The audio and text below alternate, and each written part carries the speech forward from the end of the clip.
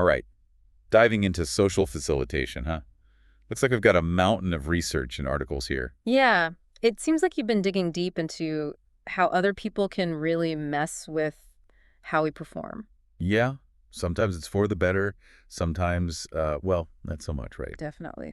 I bet there's some pretty interesting things hidden in all this research. Oh, you're definitely right about that. There's more to it than you might think. It's not just about like freaking out on stage. Right, right. It's way deeper than that. This whole idea that having someone else in the room can change how we act goes way back, like way back to 1898. Wow, 1898. Yeah. Seriously, that's before, like, most people even had electricity. Right.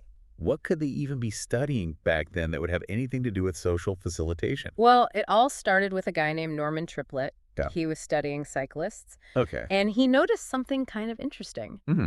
They were consistently faster when they were racing each other Oh, interesting. and when they were just practicing by themselves. Makes sense. And that kind of sparked this idea that just having other people around, even if they're doing the same thing as you, can actually change how well you perform.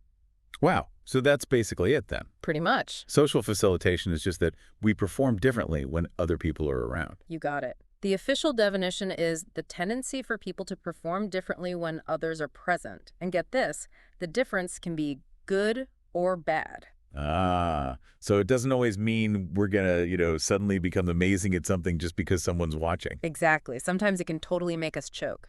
So how do researchers even, like, study this whole social facilitation thing? Well, they've broken it down into two main types: Okay. coaction effects and audience effects. Okay, co-action effects first. All right, so coaction effects are all about how our performance changes when other people are doing the same task alongside us. So, like, if I'm working in a busy coffee shop, I feel like I actually get more done there than when I'm at home alone at my desk.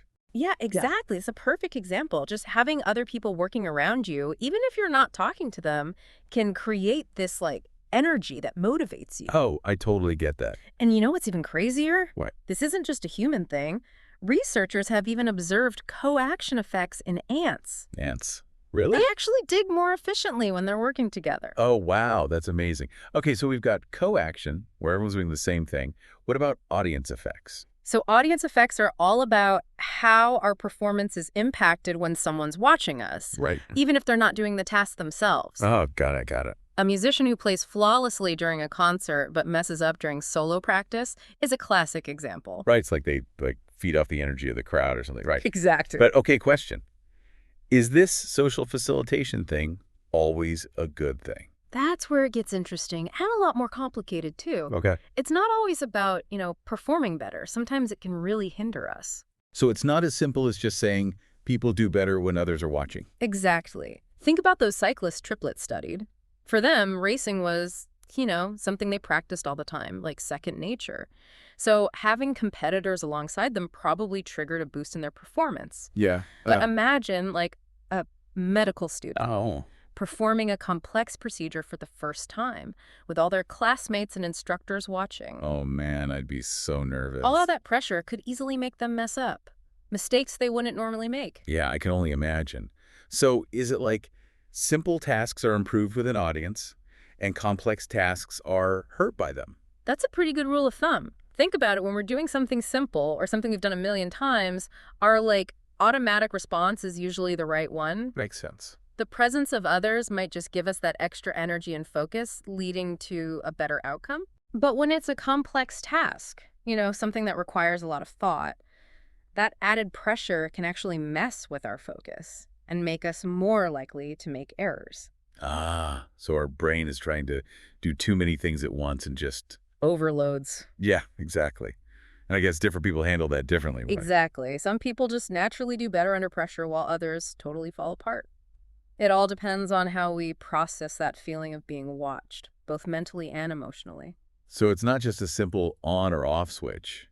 There's a lot more going on in our minds and feelings. Definitely. Researchers have been looking into all the factors that influence how we respond to having other people around. Okay. From a cognitive perspective, like how our brains work, attention and focus are key. Okay. When others are around, our attention gets divided. Yeah, that's true. Which might be fine for simple tasks, but not so good for complex ones. Right, like trying to write a paper in a noisy coffee shop. Hmm. You might get that initial boost from being around other people who are working, but then you end up getting distracted by someone's conversation or like someone chewing their food really loudly. Exactly. Ugh, the worst. And then there's the emotional side of things. Okay. We're social creatures and Yeah. we care about what other people think of us, Oh, for sure. especially if we're trying to impress someone like a professor or a boss. Right. Totally. That worry about being judged can really affect how well we do, Yeah. especially if we already have low self-esteem or are prone to anxiety. It's like you're under a microscope and every tiny mistake feels huge. Right. I can see how that would be really hard for people who are already shy. Absolutely. Just having people around can trigger a whole bunch of thoughts and emotions, Yeah. and those can either help us do better or, completely sabotage us. Wow, it's amazing how much is going on in our heads without us even realizing it. It really is. So we've talked about these different types of social facilitation Right. and how we all respond to it in our own way. Right. But what does the research actually say? Like, are there any studies that have actually looked into how all of this works? Oh, absolutely. There have been tons of fascinating studies. Okay. One study, published in Scientific Reports, looked at how the genders of people working together affected performance. Wait, gender plays a role too. Yep. Okay, tell me more. What did they find? They found that when people were working alongside someone of the opposite sex, the social facilitation effect was stronger. Really? Stronger than when they were working with someone of the same sex? Exactly.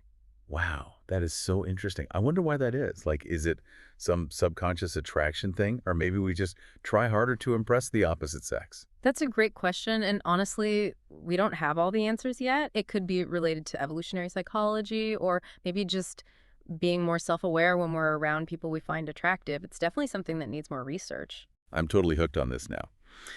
What other research has really stood out to you? Are there any studies that go beyond just observing how people perform in different settings? Definitely. There was a really cool study in the SSR and Electronic Journal that looked at the impact of a specific teaching style on nursing students. Wait, so we're going from cyclists and ants to nursing students now. That's right.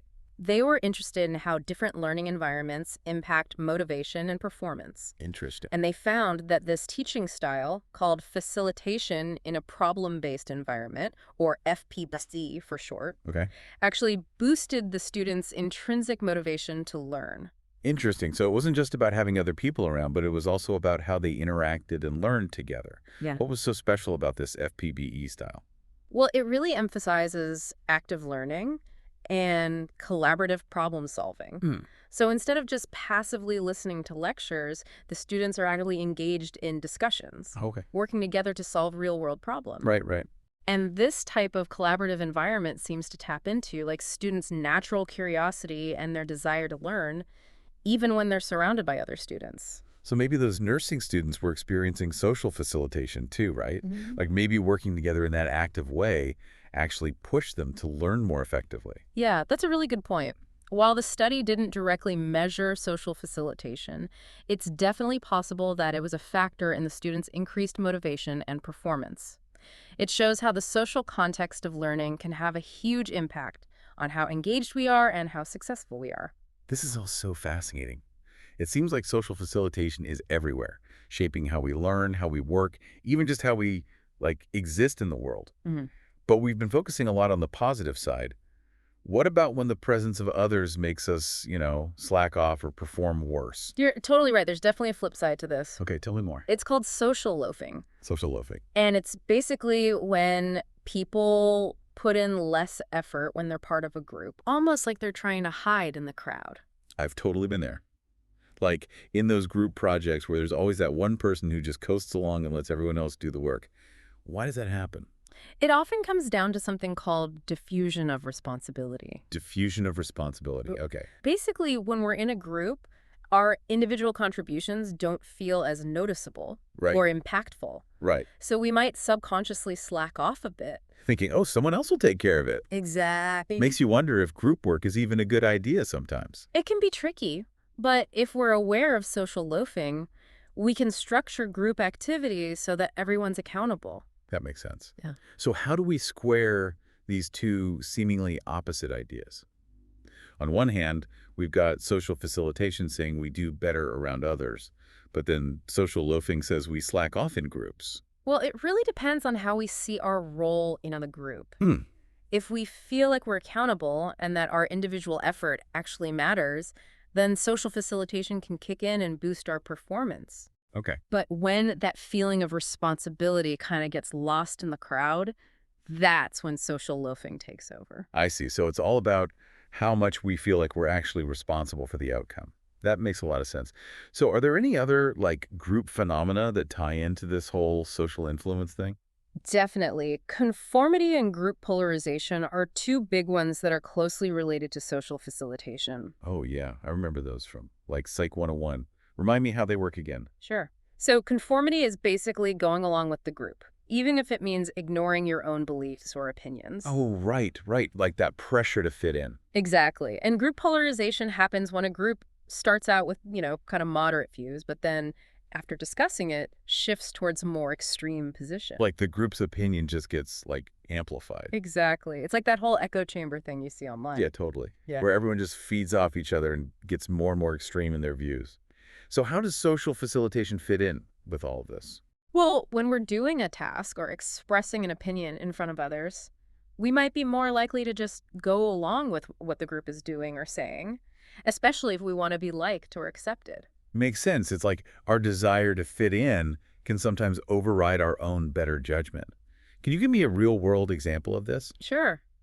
Think about like a political rally. Okay. People might go in with their own individual views, Right. but then the energy of the crowd, that sense of shared purpose, and that pressure to conform can make them adopt more extreme positions or even change their opinions completely. Wow, that's a powerful example. Yeah. So it seems like social facilitation is about a lot more than just like getting a better grade on a test or giving a good presentation. You got it. It's about how the presence of other people can actually change how we act, what we believe, even who we think we are. Exactly. And once we become aware of these dynamics, we can start to use them for good. Like how? By creating environments that help us be our best, structuring groups so that people don't slack off, and having discussions that challenge our views without leading to blind conformity. So it's about being more aware of what's going on around us Hmm. and making choices about how we want to interact with other people, not just letting the crowd carry us away. You got it. And that brings us to the practical side of social facilitation. How can we actually use this knowledge to improve our lives? That's a really good point. It can feel like a lot to process, can it? It kind of does. Yeah. Like, am I supposed to be analyzing every single interaction now? Not at all. It's not about being, perfect. Sometimes you just got to relax and let things happen naturally. Okay, that's good to hear. I don't want to turn into some kind of social robot, constantly overthinking everything. Right. Socializing should be fun, not exhausting. Exactly. It's about finding that balance between being aware and being comfortable. Like think of a dancer. Okay. They practice so much that their movements become almost effortless, right? Yeah, like second nature. And it's the same with social interactions. The more we understand ourselves and how these dynamics work, the easier it becomes to just flow with it. It's less about trying hard and more about just, being. I like that. It's like we're learning to dance with the social world instead of trying to control it. Exactly. But I guess there are times when we do need to be a little more deliberate, right? Like if I'm giving a presentation or leading a team, I can't just wing it. Of course, there are definitely situations where we need to be more strategic, but even then, being genuine is so important. People can tell when you're faking it. Exactly. So Yeah. it's about finding that balance, Yeah. being strategic, but also being yourself. So I don't have to turn into some kind of social chameleon changing my personality to fit every situation. Nope. Just be you. Bring your best self to every interaction, but also be aware of how that social context might be influencing you and everyone else. This has been such an eye-opening conversation. I'm already starting to see things differently. Like, I notice how other people's presence affects me, and I'm thinking more about how I can create environments that help me do my best. That's awesome to hear, and I hope everyone listening is feeling inspired to explore this too. Yeah, me too. It's a fascinating journey, figuring out how this all works and how we can use it to live a more fulfilling and successful life. Absolutely. Well, it looks like we've reached the end of our deep dive into social facilitation. We've covered a lot of ground from the history of this whole thing to what it might look like in the future, It's been quite a journey. from crowded coffee shops to the vast digital world. But the biggest takeaway for me is the sheer power of social influence, how much it affects what we think, how we feel, what we do, it's kind of mind-blowing. It really highlights how interconnected we are as humans, always influencing each other, whether we realize it or not. And understanding our social nature, that's what can help us reach our full potential. Absolutely. It's about realizing that we're not just passive bystanders in our social world, we're active participants. Right. We have the power to shape it, to choose how we show up, and to make it a better place. I love that. It's Yeah. a call to action, to be more aware and intentional in how we interact with others, Exactly. to create spaces where people feel safe and supported, to work together effectively, and to reach their full potential. I couldn't have said it better myself. And as we wrap up, I want to leave everyone with this. Embrace connection, keep learning about emotional intelligence, and never underestimate the impact you have on the people around you. Well said. Thank you so much for such an insightful and inspiring conversation. And to everyone listening, thanks for joining us on this deep dive into social facilitation. We hope you've learned something new and that you'll keep exploring this fascinating world of social influence. Until next time, happy diving.